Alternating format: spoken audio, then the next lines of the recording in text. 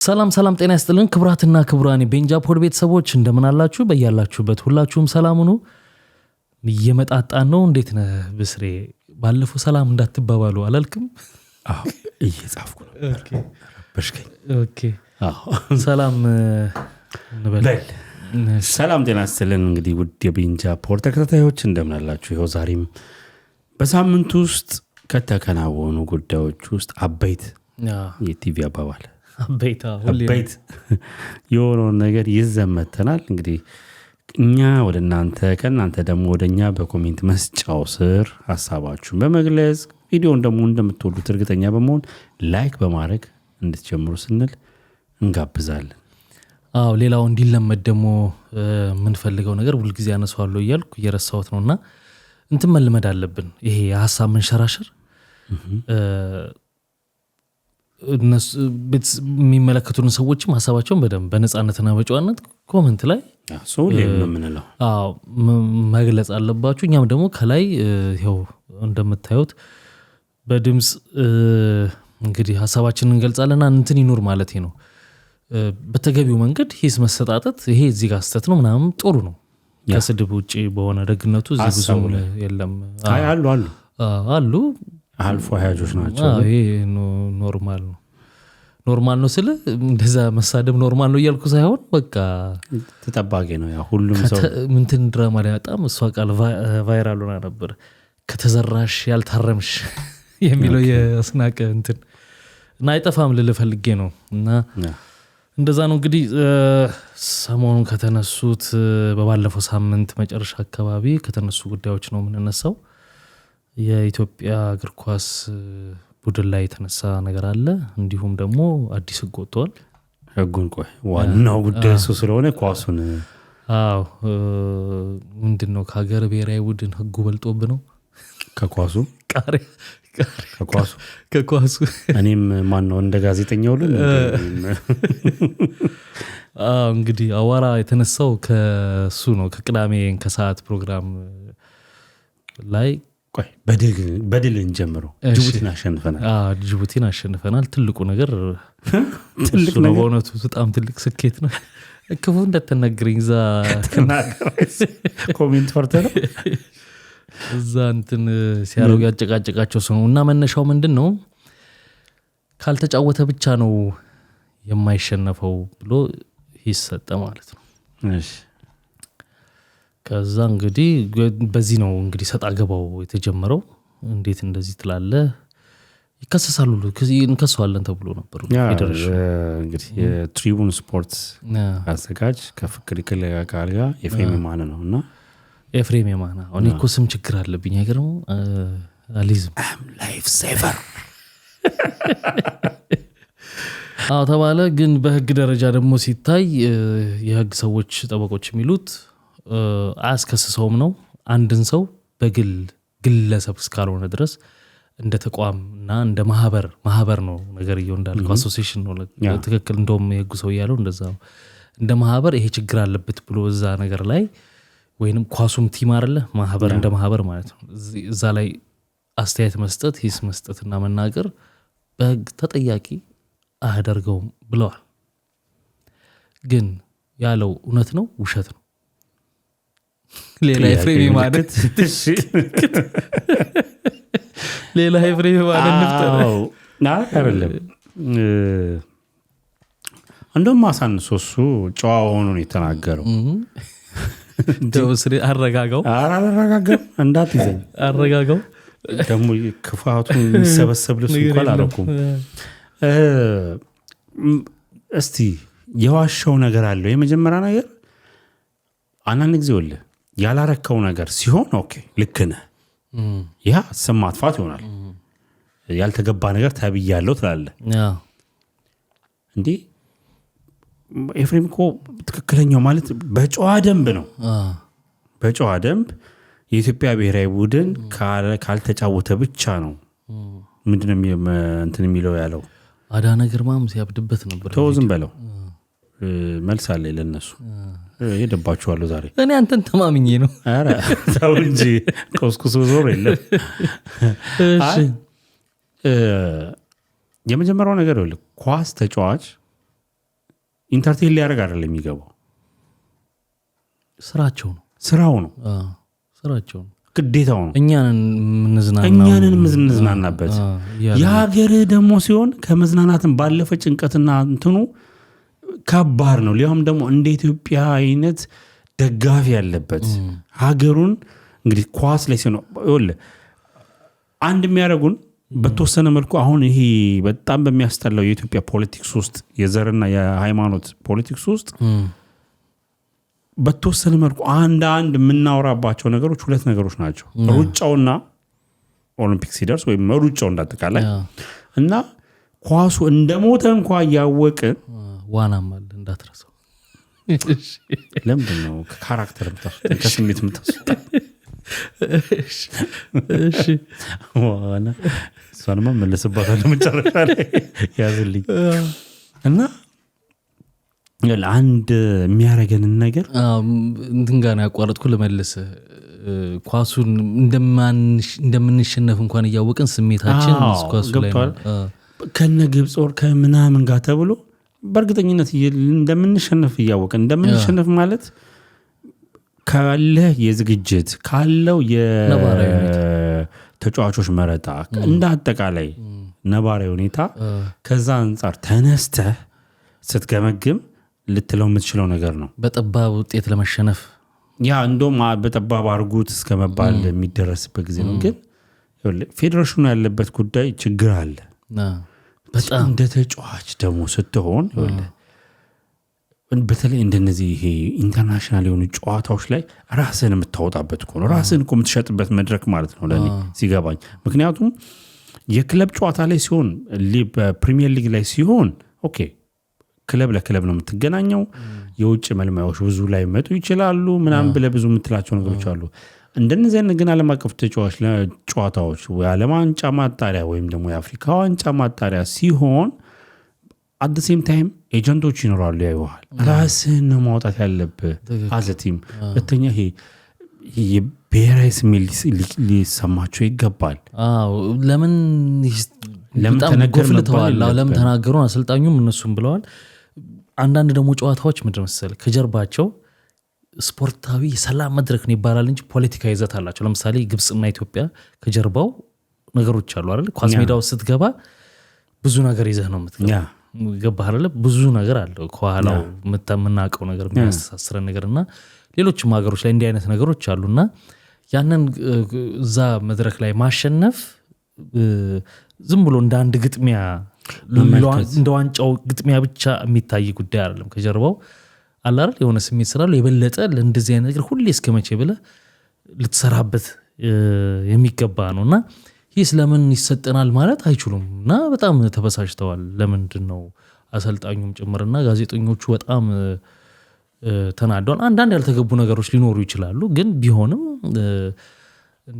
እንዳልነው ስራቸው ነው የተከፈላቸው ነው የሚጫወቱት ቀላል አይደለም ህዝቡ ደግሞ ደጋፊው ደግሞ አንድ የሚነሳ ሐሳብ አለ እዚህ ላይ ምን ሐሳብ አለ አንተ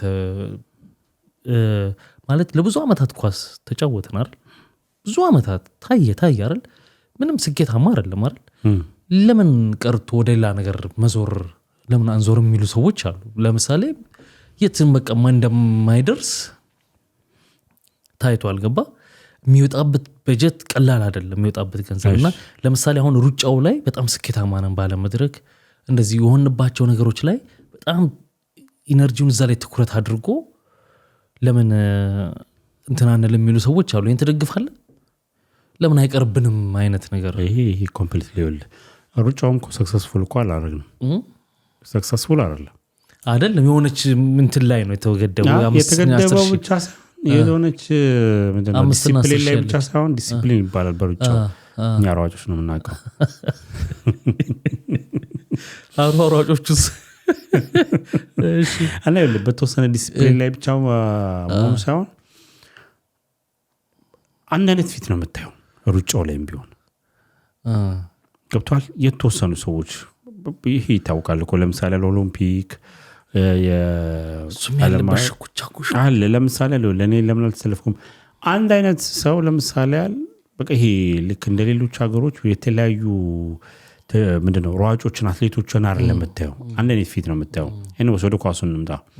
ኳስ ያስፈልጋል። ያውም እንደ ኢትዮጵያ አይነት አሁን እኮ ችግሩ እኮ መሰለህ መረዳት ያለብህ ኢትዮጵያ አይነት ማለት ኢትዮጵያ ደጋፊ ኳስ ተመልካቹ ነው እንጂ ኳስ የሚችሉ ልጆች በጣም ብዙ አሉ።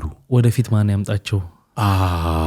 ችግሩ ኳስ እንተው የሚባል ነገር የምትለው እንግዲህ 110 ሚሊዮን ሞክረ ከሆነ ኦኬ ሰየው። ግን ይኸውልህ አሁን ችግሩ በጣም በጣም ዌል ዲሲፕሊን እንዲሆኑ በጣም ጎበዝ ችሎታና ብቃት ያላቸው ቴክኒክ ታክቲክና ፊዚካል ፊት የሚያደርጉ ልጆች እያሉ ምን ሰማቸው ጉዳዮች እኮ አሉ። ተቃውሞ ኦብጀክሽን ትላለህ። አልጨረስኩም አልኩ። ልጨርስና ተቋሙን ሙሉ ታረጋዋለህ። ለአሰልጣኞች ለመመረጥ የእጅ መንሻ ሰጥተው ከችሎታ ውጪ ቤታቸው ይሄ እንግዲህ የተሰማ በሚዲያ እኮ የተነገረ ነገር ነው። በጊዜው ሄዱ እስኪዘው ሄዱ ምናምንና ነገሮች እኮ ብዙ አሉ። ገብቷል አይደል? ሲሚንቶ ያስወረዳቸው አሰልጣኝ አለ። አሁን ችግሩ ላይ ነው እንጂ አያስፈልግም አይደለም የምትለው። የትኛውም ሀገር ላይ አልቀረም። እንደው ሐሳቡን እኮ ነው ገባምለ ይሄን አክል የሚያረካ ውጤት አይተናናቅም ነው። ትሞክራለህ። አሁን የሚያናድደው ምንድነው? አስተያየት ሲሰጣቸው ሲተቹ እንዴት ትታቹኛላችሁ፣ እንዴት አስተያየት ትሰጡኛላችሁ የሚሉት ነገር ነው ችግር የሚያመጣው። ተቋሚ እንዳታስረሳኝ። ቀጥል፣ መጀመሪያ ተቋሙን ቀጥልና ከዛ በኋላ በፊት ነበሩ በየሰፈሩ ምናምን በጣም ችሎታ የነበራቸው ልጆች ነበሩ። ለምን ነበሩ? ሜዳዎች ነበሩ በየሰፈሩ። አሁን እንደዚህ ጠጠር መጣያ አዲስ አበባ እንደዚህ ከመሆኑ በፊት ሜዳዎች ነበሩ፣ ወጥተው የሚጫወቱበት ችሎታቸውን በጨርቅም ኳስ በለው በምንም በለው ራሳቸውን የሚያረጉበት ነበረ። አሁን እነዛ የሚፈሩት ልጆች ቀርተው ፕሮጀክት የምትለው ነገር ተበታትኖ እንደምታውቀው ሜዳዎቹ ኮንዶሚኒየምም ለባህል ሀብት ምንም ተሸጠው የሉም፣ ተመልካች ሆነዋል። እና እነዚህ ልጆች በጣም ውስን ልጆች ነው ያሉት። ገባን? እንደ በፊት በጣም በየሰፈሩ ነበሩ፣ እድል ነበረ። አንድ ይሄ። ሁለተኛ ከተጫዋቾቹ በፊት ሲጀመር ምን ሜዳ ይሄን የምታክል ሀገር የሁሉ ልማት ሲሰራ አንድ ስፖርት ሜዳ እንኳን በኪራይና በውሰት እየተጫወትን ሲሰራ አዎ የኮሪደር ልማት አፍቃሪ ነህ እንትን ገሃነም እንደምገባ እርግጠኛ ስለሆንኩ ገነታችንን እየገነባን እዚህ ብሏልና ለለ የፈለኩት ገንዘብ እየወጣበት ነው አይደል ያለው ነገር ዞሮ ዞሮ ጉዳቱ እንዳለ ሆኖ ነው የምልህ። ግን ልክ ለዚህኛው ለምን ሳይደረግ ውጤት አምጡም ማለት ደግሞ እንትን ነው ገብቷል አይደል? በሁለቱም ሳይድ ማየት ያስፈልጋል። እንደዛ ላይ ምን ሄደው ያላረገው ደግሞ መንግስት ብቻ ሳይሆን እንደ ፌዴሬሽንም ለማድረግ ምን ጥረት ተደርጓል ነው። የሚሰጥህን አስተያየት ካልተቀበልክ ኳስ ሌላ የሆነ የፊዚክስ ቀመር አይደለም ነው ሆነ አሁን መሰለኝ ማትስ ነው ምናምን ነው እያሉ ነው እንግዲህ ካሉ መች ምን እናደርጋለን ማለት መቀበል ነው። ግን ሲምፕል ነው የምልህ። አንኛ ይኸውልህ በዚህ ደሃ ሀገር ላይ አሁን ጨዋታዎች እንግዲህ ደላስ የተደረጉ ጨዋታዎችን ስናይ የጅቡቲን ጨምሮ የግብጽ ጋር የተደረገው ከዛ በፊቶች ያሉትን ጨዋታዎች ስናይ ኢትዮጵያ ኳሊፋይ የሚያደርግ ሜዳ ስለሌላት ሜዳ በሶስተኛ ሀገር እየተከራየች ነው። ኢቭን ላይ ጨዋታ ወጪው ቀላል አይደለም። አሁን ይኸውልህ እንደ ሀገር ማታስብ ከሆነ ለሀገርህ ማሰብ ማትችል ከሆነ አሁን እንዳለው አይነት ብሔራዊ ቡድን ሆኖ እስከመቼም ይኖራል? ያወራን ያለ ነው ግን እንደዚህኛው አይነት ብሔራዊ ቡድን እንዳይኖር ነው። አሁን ከመረጣ ጀምሮ አሁን ያልካቸው የተነሳ ያነሳቸው ነገሮች አሉ። በ90ዎቹ መጀመሪያ አካባቢ ላይ ፕሮጀክት የሚባል ነበር አለ። ፕሮጀክት ሲ ቡድን አለ፣ ቢ ቡድን አለ፣ የተለያዩ አለ። ሜዳዎች የሉም። ያው በተለያየ መልኩ ተነስተዋል አይኖሩም ምናምን። ግን ተጫዋቾች የሉም ማለት አይደለም፣ የሚጫወቱ ልጆች የሉም ማለት አይደለም። መቶ ቋረም ግን የምትጫወትበት ነገር ከሌለ ኬት ትመጣለህ። ከታች ጀምረህ የምትነሳበት ነገር ነው። አሁን ይሄኛው የከሸፈው ብለህ የምታስበው ነው እንዴ? አንተ ሌላውን አሁን ፕሪሚየር ሊግ እኮ እንደ ድሮ አይታይም። የኢትዮጵያ ፕሪሚየር ሊግ እንደ ድሮ እኮ አይታይም። የቡናና የእንትን ብቻ ስለሆነ አይደለም ጨዋታው የጊዮርጊስ ከዛ ውጭ ያሉ ቶፕ 6 ውስጥ ያሉ እኮ ቡድኖች ሲጫወቱ ወይም ደግሞ በጣም የሚያናድድን ነገር ልንገር ይኸውልህ የመንግስት በጀት የሚወጣው ለብሔራዊ ቡድኑ ብቻ አይደለም ክለብ ላይ እንዳለ የከነማ ቡድኖች ናቸው። በጣም የከነማ ቡድን ብለህ የምትለው በቁጥር የተወሰኑትን ትጠቅሳለህ በህዝብ ወይም ደግሞ በተወሰነ ግል ድርጅቶች ስፖንሰር የሚደረጉ አብዛኛው ከነማ ቡድኖች ናቸው። የክልል ቡድኖች ናቸው ከመንግስት በጀት ተደርገው የሚቋቋሙ ወይም ደግሞ ደሞዝ የሚከፈልባቸው ሐዋሳ ከነማ ምናምን ከነማ ተብሎ ማለት ነው እንዳሉ በመንግስት ደግሞ ውድ ሆኗል ኳስ አሁን እንደ ድሮ በደንብ ገንዘብ ያገኛሉ። ግን ይኸውልህ እዚህ ጋር ክለብ ላይ ኦኬ እንደፈለኩን ስለ ክለብ ላይ ያለህ ነገር ፐርፎርማንስ ነው ሀገር ላይ እንድትመረጥ የሚያደርግ ግን ሀገር ላይ ስትመጣ በጣም ትልቁን ነገር ነው የራህ በቃ ነገርህን አሟጠህ ነው እዛ ጋር ማሳየት ያለብህ እኮ ብልሹም ነው አንደኛ ሂስ መቀበል አለባቸው እንዴት ተነገራችሁ ምናምን ማለት የሆነ ነገር ጥሩ ነገር አምጥተህ ሲሆን ነው እንዴት እንደዚህ ስለሆነላችሁ ማለት ነው አልመጣም ውጤት ገንዘብ ተመድቧል አሰልጣኙ ነው እንደውም እንትኑ ሲናገር ነበር ለ3 አመት የፈረመው በ14 ሚሊዮን ብር ነው ከሌሎች ጥቅሞች ውጪ እንግዲህ አስበው ወጪውን ለአንድ ማለት ተጫዋቾች ደሞዛቸው ቀላል አይደለም ገባ ይሄ ሁሉ ማለት እንደገና ሜዳ ሄደ ተከራይተ እንደገና ብዙ ነገሮች አሉ ብዙ ይሄ ሁሉ ወጪ እየወጣ ከዛ ውጤት ለመጠየቅ ግዴታ ነው ተመልካቹ እንደተመልካች ይጠይቃል ለምተጠየቅን ማለት የለባቸውም ከዛ መሃል ደግሞ አንዱ ለየት ብሎቶ የነበረው የአምበሉ ጉዳይ ነው ፎቶሾፕ ሰርተውበት ቦርጭ ነው ብለው ልክ ያልሆነ ነገር ሰርተውበት ምናምን ሰይፉ ላይም ጋር ደውሎለት እያናገረው ነበር በቃ ዝም ብለው ነው ምንም ማድረግ አይቻልም ግን አይደለም በሚቀጥለው ግን ብሏል ጅቡቲ ላይ አወልቃለሁ ማለይም ብሏል እንግዲህ ካወለቀ እናየዋለን በጣም ያሳዝናል ማለት መሆን የሌለበት ነገሮች ናቸው የሚሆኑትና ቢስተካከል እንላለን ኳሳችን እስኪስተካከል ግን እስቲ የሆኑ ነገሮች ላይ እንሂድ ሌላው እንግዲህ ሰሞኑን አንድ ህግ ተፈቅዷል ምንድነው የተፈቀደው ህግ ሁለት ህግ ነው የተፈቀደው ረቂቅ አዋጁ ሄዶበት ተሰጥቶበት ነበር ተግባራዊ እንዲሆን ግን አሁን ነው ፈቃድ ያገኘው አንዱ ጽንስ ተፈጥሯዊ ባልሆነ መንገድ መውለድ እንዲቻል ተፈቅዷል ኢትዮጵያ ውስጥ ያው ተፈጥሯዊ ባልሆነ መንገድ ማለት እንግዲህ ወይ በብልቃጥ ይሆናል ወይ እንትን ውስጥ ይሆናል ወይ እንዴት ለበል ከግንኙነት ውጪ በማስቀመጥ ነው መሰለኝ ማህፀን ውስጥ በማስገባት እንደሱ ጽንስ ተፈጥሯዊ ባልሆነ መንገድ ተፈቅዷል ይሄ ብዙ ሊያስብል ይችላል ለኔ ግን በጣም ብዙ የሚያስብለው ሁለተኛው ነው ያ ሁለተኛው ምንድነው አንድ ታማሚ ሰው ታሞ በማሽን እርዳታ እየተነፈሰ እየኖረ ካለ ሆስፒታል ውስጥ ሆኖ እዚህ ጋር ነው ነጥቡን እንድትይዝልኝ ፈልገው እዛ ውስጥ ሆኖ በሐኪሞች ውሳኔ ከማሽኖቹ የሚያገኘው ሰርቪስ ተቋርጦ ህይወቱ እንዲያልፍ ማድረግ እንደሚቻል ጸድቋል ማለት ነው ይሄ በውጭው ዓለም በአጠገቤም ላይ የገጠመኝ ነገር ስለሆነ በውጭው ዓለም እንዴት ነው መሰለህ በማሽን የምትኖር ከሆነ የሚተነፍስልህ ማሽን ሆኖ ህይወትህ አለ ወይ አንጎልህ ሊሞት ይችላል ሰውነት ግን አለ ህይወትህ አለ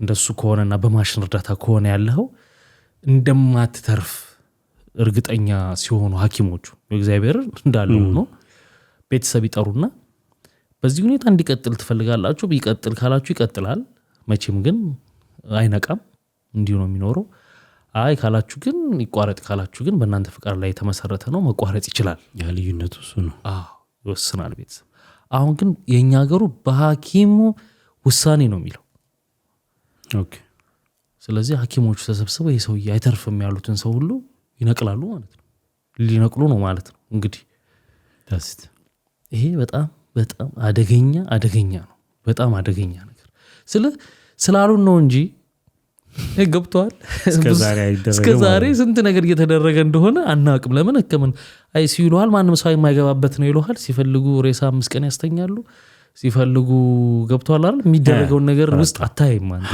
እና እንደው ግን እንደ ህግ ደግሞ መጥቶ ሲነገር ይሄ ደግሞ በጣም ትክክል ያልሆነ ነው እንዴት ትላለህ? ከየትኛው እንነሳ?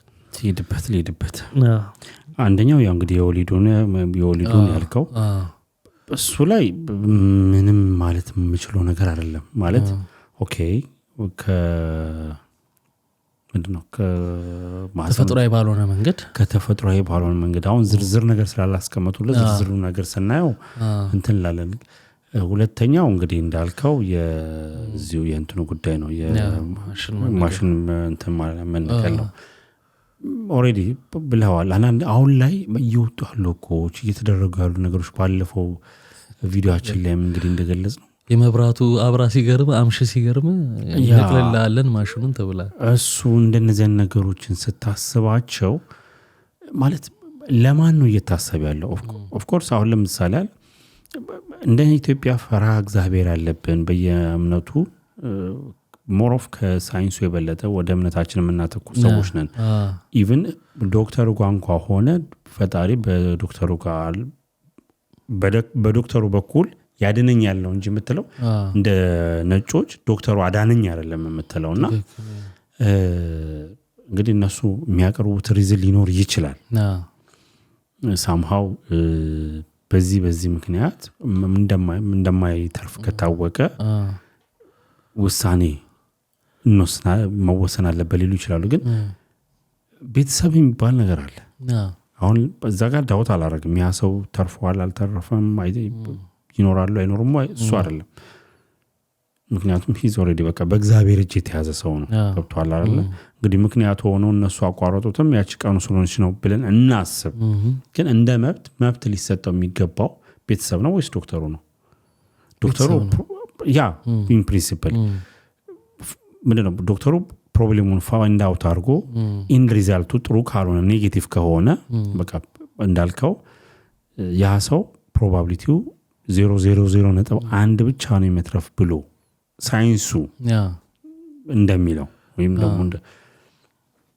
እንደዛ እንኳን ቢሆን ቤተሰብ ነው ሊፈቅድ የሚገባው በቃ እሱ ሪዛልቱን ነው ማሳወቅ ያለበት ይሄ እንደዚህ ነው ይሄ ኦፕሽን አላችሁ ይሄኛው ኦፕሽን አላችሁ ተብሎ ሊቀመጥ ከሚሰቃይ እንደዚህ ከሚሆን ተብሎ ኦፕሽን ይቀመጣል እንጂ እንዲወስን ማድረግ የለበትም በድጋሚ እንደሚያዩት እርግጠኛ ነኝ ብዙ ሰው ይሄን ነገር አይቀበለውም አንድ ሁለተኛ አንድ አባባል አንድ ቀልድ ትዝ አለኝ ምን አሉ መሰለ ያለም እጅ መታጠብ ቀን ምናምን የሚባል ነገር አለ እንትን የማረግ ቀን የውሃ ቀን እና ዜና ያነባልና ያው ዛሬ በኢትዮጵያ ውስጥ ያለም እጅ መታጠብ ቀን ተከብሯል ምናምን ሲል ሴትየው አሉ ምን ሊበላ ብለዋልና አሁን ማሽኑስ አለን ወይ አንድ ጥያቄ ነው ልፈልጌ ነው ዞሮ ሊኖር ምን ያህልስ በቂ ህክምናው ምን ያህል ደረጃ እንዳለ ስለምናውቀው ማሽን የሚባለው ነገር እኮ መሰለ እንደው የዳቦ ስም ሊሆን ይችላል እንጂ ብዙ የተለያዩ አንተን በህይወት ሊያቆይ የሚችሉ የተለያዩ መሳሪያዎች እንዳንተ ችግር መድኃኒቶችም ሊሆን ይችላሉ ከግሉኮስ ጨምሮ እንዳጠቃላይ ለአንተ የሚደረግልህ ክትትሎች በቃ የሆነ አይቀጥሉም አይነት ነገር ነው ከዛ በኋላ እንዴ ነው አናለ በፊት ይሄ ነገር እኮ ባይዘው ወይ አለ ቤት ሰዱት ይለዋል ቤት ሰዱ ይላል አውጣላላ ቤት ሰዱ ይላልና ኤኒዌይስ እንደዛ ትባላለህ ቤተሰብህ አትሊስት እሱኛ ይሻላል ለመሰለ አንድ እህት ምን አለች መሰለ ሁለት ነገር አሉ በይሄን ቪዲዮ ላይ ሌላም ቪዲዮ ላይ ሪአክሽን ቪዲዮ ላይ ህጉን አንስቼው ነበርና መጥቶ ዜናውና ምን እንዴት ነው የሚለው ነገርና እዛ ኮሜንት ስርም የተጻፈልኝ አለ ከሱ በፊት ግን ሐኪሞቹ እንዲወስኑ የተደረገበት ምክንያት አለች በየመገምተው አለች ቅድም አንስተዋል አንተ እኛ ባህል አለን ቤተሰብ የሚባለው ነገር አለ ከሌ እንደዚህ ነው ይነቀል ይሙት ብለን ለመወሰን እንቸገራለን ይሄን ያውቁታል ስለዚህ ለማከር ቢሉ ለኢትዮጵያዊ እንደዚህ ብለው በቃ ንቀሉለት የሚል ሰው 0.0 ምናምን ነው ሊያገኙ የሚችሉት ይመስለኛል ያ በትክክለኛው ገብቷል እነዚህ እንደውም ሊወስኑ ይችላሉ ሰን ይወስናሉ ምናምን ገባ እንትን ያደርጋሉ እኛ ግን እምነት ላይ በጣም